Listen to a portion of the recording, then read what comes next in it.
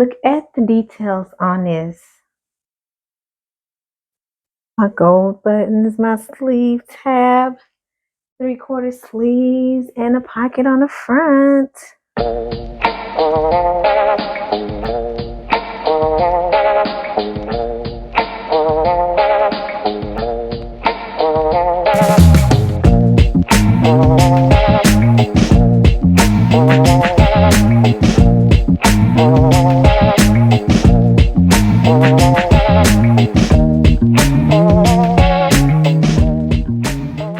Welcome and welcome back to the channel. Today we are talking about the Midge Breton top, which is a Gertie pattern. Yay, Gertie. I absolutely love this top. It was such a quick make. I made this top over 2 days. I could have made it in one, but I had a lot of interruptions. This is very quick, very easy. So let me tell you a little bit more about this pattern. This top was inspired by the marvelous Mrs. Maisel. It's a Breton top with 3/4 sleeves and tabbed cuffs. You can make this top without the tab cuffs, with short sleeves, and it would be all good, okay? This pattern comes in sizes, women's sizes 2 to 20 and 18 to 34, A through H cup sizes.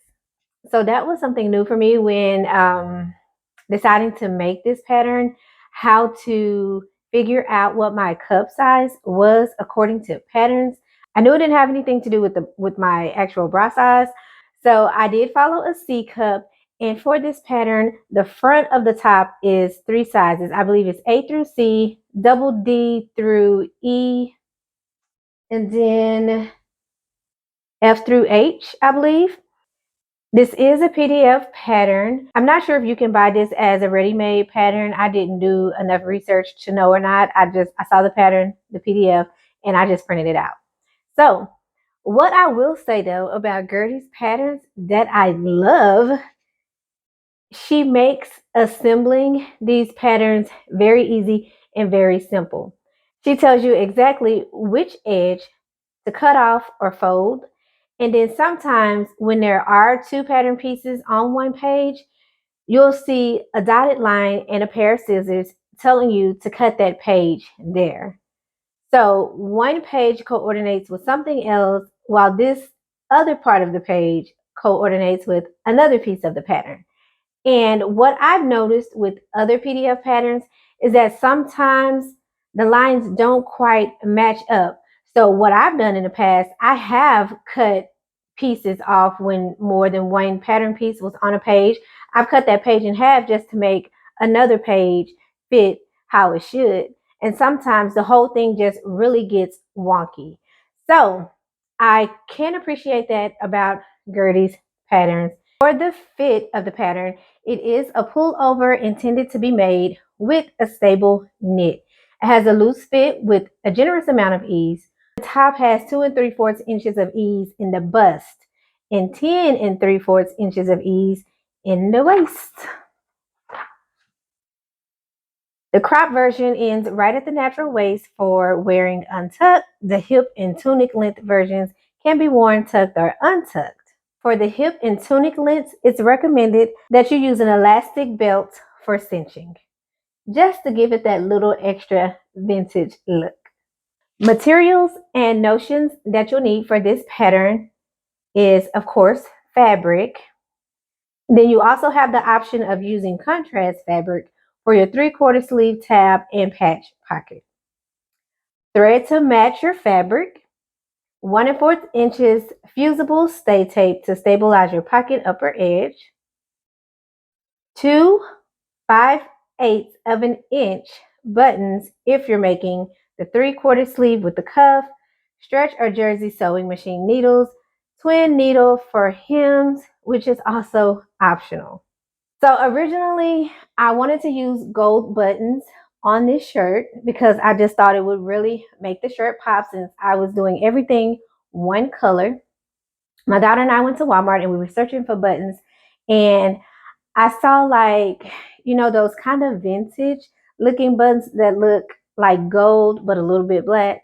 I wanted those, but my daughter was like, and she found these pretty gold buttons here. I'm not sure if they are 5/8 of an inch or not, or bigger. I'm really not sure.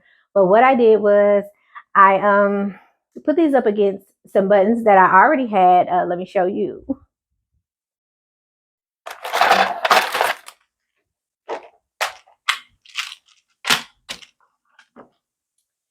I put this up against this button, and these buttons are actually the same size. And according to the container here, this is a 10 millimeter button, which is 0.38 inches. And I don't know what that equals to in a fraction, but I'm not mad about it. I like it because the button is big, gets a lot of attention, and it really makes the top pop. I did make the size 8, and for the size 8, the finished garment measurements for an A to C cup is 39.25 inches for the bust, and the waist is 40.75 inches. The length is 18.25 inches. And let me tell you what those cup sizes are again. I was a little bit off. So it's A through C, D through F, and then G through H. For the construction process, I really like how Gertie has her instructions set up. They are very easy and very simple to follow. This is the first charm pattern that I've made, shall I say. I made another Gertie pattern, but it was actually a simplicity pattern, which is my button project that I did a little bit ago. But this is the first actual charm pattern that I made that is exclusive to Gertie herself. And I am very pleased. I have no complaints.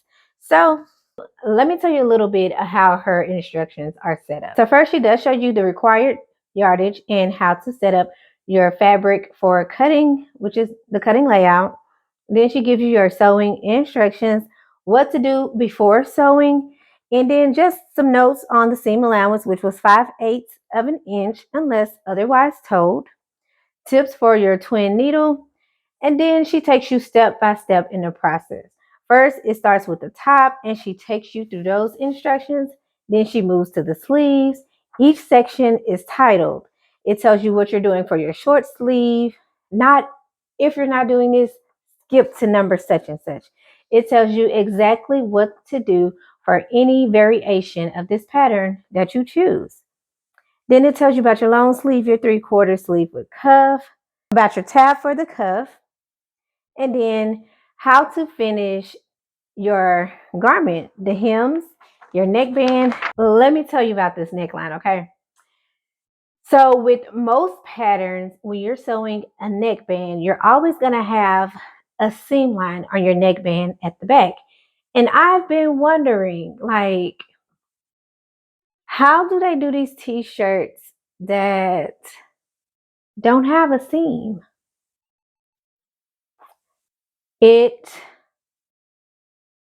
I've wondered. And I'm still not sure if I know the answer, but with this pattern, there is no piece for a neckband, okay? What you do is once you've finished, you're going to fold down just like you were hemming. If you're gonna hem your shirt, you're gonna fold the neck of your top by 5/8 of an inch, press, and then sew it with your twin needle or use a zigzag stitch. For me, I use the zigzag stitch. I haven't bothered with my twin needle yet or tried to figure out how to use it. I will eventually, but I haven't. So I just stuck with my zigzag stitch as well as on the hem. I used a zigzag stitch. I do like the way it turned out. I don't have that seam going down the middle of my neckband. It's just kind of weird to me. This pattern only has 5 pieces. You have your front, which all of this down to the cuff is just one big pattern piece. Then you have your back. Then you have your 3/4 sleeve cuff. You have your tab and your patch pocket. And I thought this was interesting how the patch pocket was put together. I enjoyed it. And I think I'll be doing more patch pockets here in the future. And this fabric is some kind of stretch cotton that I received in a mystery bundle from Fabric Wholesale Direct. The contents, I'm not quite sure, but it is cotton. I do know that, but it has some great stretch to it as well. I love the way that this pattern was designed. I love how it fits.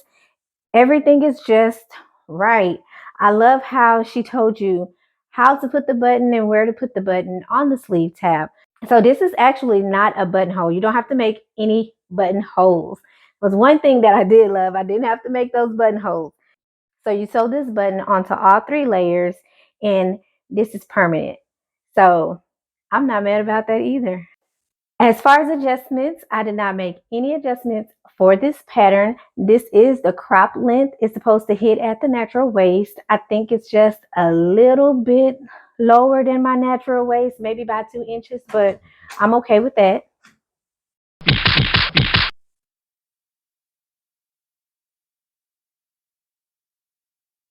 This is also the first time that I've sewn a top that has a curve like this, and it came together very cleanly and very nicely.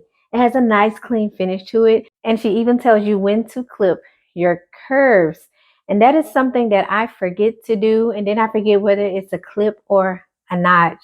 I'm trying to figure out a way to help me remember which is which and when to use which one.